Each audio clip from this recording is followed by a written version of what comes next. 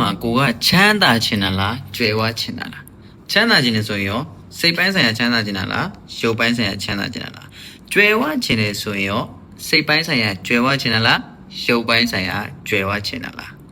ကျွန်တော်တို့မတွေးမိတဲ့အရာကချမ်းသာတာနဲ့ကြွယ်ဝတာကိုအတူတူပဲလို့ထင်နေမိကြတာပဲဘာလို့လဲဆိုတော့ငွေကြေးနဲ့ပတ်သက်ရင်ဒီစကားလုံးနှစ်ခုကိုရောထွေးပြီးတော့သုံးဆွဲနေကြလို့ပါဒါပေမဲ့စီးပွားရေးအတွေးအခေါ် money management နဲ့ဘဝရဲ့အတိတ်ပဲအရာတော့ဒီ၄ပိုင်းစလုံးဟာလုံးဝမတူပဲကွဲပြားနေကြတာပါဒီနေ့ဘဝမှာကိုတကယ်ပါကိုလိုချင်တာလေဘဝကိုဘယ်လိုတိဆောက်ရမလဲဆိုတော့ရှင်းရှင်းလင်းလင်းသိသွားရအောင်လို့အချက်အလက်ဆုံးတွေနဲ့ကျွန်တော်ကတေချာလေးရှင်းပြပေးသွားမှာဖြစ်ပါတယ်ပထမဆုံးရုပ်ပိုင်းဆိုင်ရာချမ်းသာခြင်းကနေစကြရအောင်ဒီအရာကတော့ကျွန်တော်တို့ပတ်ဝန်းကျင်မှာအမြင်အရဆုံးနဲ့လူအများစုသွားကျင်ကြတဲ့အဆင့်မှာရုပ်ပိုင်းဆိုင်ရာချမ်းသာခြင်းဆိုတာဝင်ငွေ income များကြီးရှိတာကိုအဓိကဆိုလိုတာပါဥပမာလစဉ်တစ်လကို350ကနေ100ရတဲ့ high income ရှိတဲ့ဝန်ထမ်းတွေဆရာဝန်တမဟုတ်စတိုးဆိုင်ပိုင်ရှင်တယောက်ယောက်ပေါ့သူတို့မှာငွေအများကြီးဝင်နေရင်းနှီးနိုင်တဲ့နာမည်ကြီး brand ပစ္စည်းတွေဝယ်သုံးနိုင်တယ်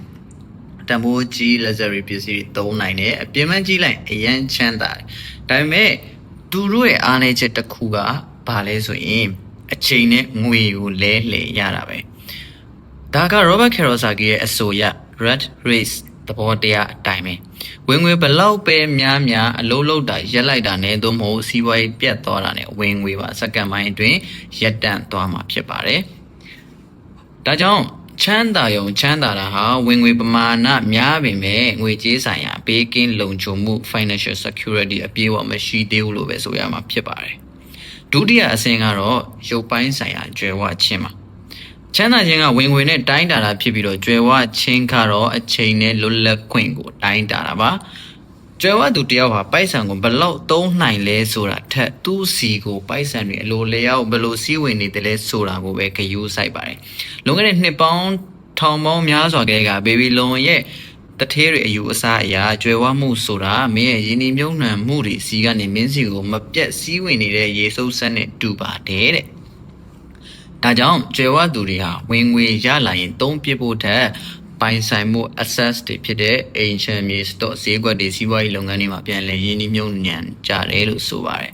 ကြွယ်ဝမှုကိုတိုင်းတာတဲ့မေးခွန်းကတော့အလွန်ရိုးရှင်းပါတယ်ဒီနေ့မင်းအလုပ်လုပ်တာရက်လိုက်ရင်လက်ရှိမင်းရဲ့ဘဝပုံစံအတိုင်းနောက်ထပ်ဘယ်နှစ်ရက်ဘယ်နှစ်လသို့မဟုတ်ဘယ်နှစ်နှစ်ဆက်လက်ရှင်သန်နိုင်မလဲဆိုတာပါပဲအကယ်၍အဖြေကတစ်သက်လုံးအလုပ်လုပ်စရာမလိုပဲရှင်သန်နိုင်တယ်ဆိုရင်သင်မှာရုပ်ပိုင်းဆိုင်ရာကြွယ်ဝမှုရှိနေပါပြီအဲ့ဒီလိုလူတွေကအခုလက်ရှိမှာအများကြီးရှိနေပါတယ်စိတ်ပိုင်းဆိုင်ရာချမ်းသာခြင်းဆိုတာကိုဆက်သွားရအောင်အဲ့တော့စိတ်ပိုင်းဆိုင်ရာချမ်းသာခြင်းဆိုတာကအပြင်မှစီးစိမ်ဥစ္စာတွေထက်စိတ်ရဲ့အေးချမ်းမှု peace of mind ကိုအဓိကဆိုလိုတာပါဒီခဏကြီးရဲ့အတွေးခေါ်ထဲမှာပါတယ်လို့ပါပဲဘဝရဲ့အစိုးရင်ပူပန်မှုတောကတွေကိုစွန့်လွတ်နိုင်ခြင်းဟာစိတ်ပိုင်းဆိုင်ရာချမ်းသာခြင်းရဲ့အစပဲ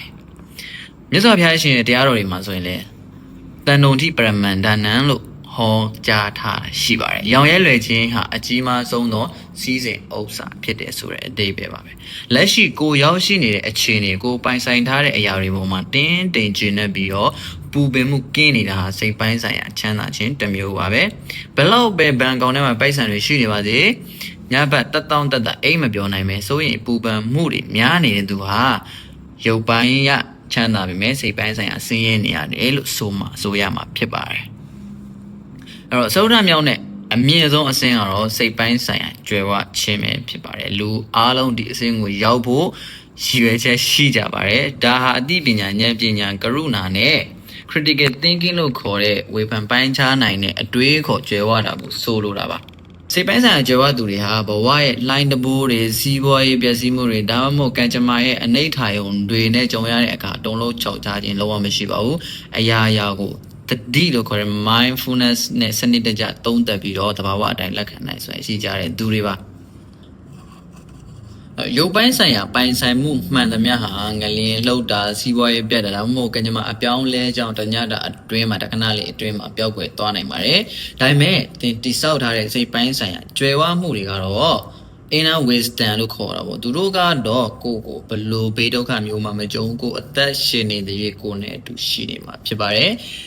ဆိုတော့ကျွန်တော်ပြောခဲ့တဲ့အလေးချက်ကိုပြန်ပြီးတော့အနှစ်ချုပ်ကြည့်အောင်ရုပ်ပိုင်းဆိုင်ရာချမ်းသာခြင်းဆိုတာကဝင်ငွေများမယ်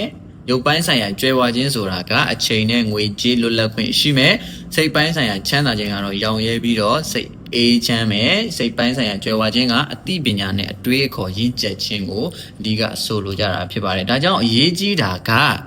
ဘဝမှာကိုဟာဘယ်လိုလူမျိုးဖြစ်ချင်တာလဲဆိုရဲမေးခွန်းကိုကိုအရင်မေးကြည့်ရမှာဖြစ်ပါတယ်ကိုကဘာဖြစ်ချင်တာလဲဆိုတာသိမှာဘယ်လမ်းကိုရွေးချယ်ပြီးတော့သွားရမလဲဆိုတာတိတိကျကျရှင်းရှင်းလင်းလင်းသိမှာပါကျွန်တော်လက်ခံယုံကြည်ထားတာတစ်ခုကတော့လူတိုင်းကကြီးပွားချမ်းသာခြင်းနေကြတာမဟုတ်ဘူးဒါပေမဲ့စိတ်ပိုင်းဆိုင်ရာငြိမ်းချမ်းမှုကိုလူတိုင်းမျက်နှာကြပါတယ်ဥပမာဆရာကြီးပီမိုးနင်းဟာအောင်မြင်ချမ်းတွေတက်ချမ်းတွေများစွာရေးထားပေမဲ့သူကိုယ်တိုင်ကငွေကြေးချမ်းသာခြင်းနဲ့ပုံကိုတရားမဟုတ်ခဲ့ပါဘူးဆိုတာသူကိုယ်တိုင်ဝန်ခံထားတာရှိပါတယ်ဒါဆိုရင်လက်ရှိဘဝမှာကိုကဘယ်ရောက်အဓိကတိဆောက်ချင်ရလဲဆိုတဲ့မေးခွန်းကိုအကောင်းဆုံးဖြေဆိုနိုင်မှုလိုပါတယ်အခုကြည့်နေတဲ့သူတွေရဲ့ခံယူချက်နဲ့ယုံကြည်ချက်တွေကတော့ချမ်းသာတာလားကြွယ်ဝတာလားစိတ်ပိုင်းဆိုင်ရာလားရုပ်ပိုင်းဆိုင်ရာလားဆိုတာကိုမျှဝေပေးဖို့ဖိတ်ခေါ်ပါရခင်ဗျာ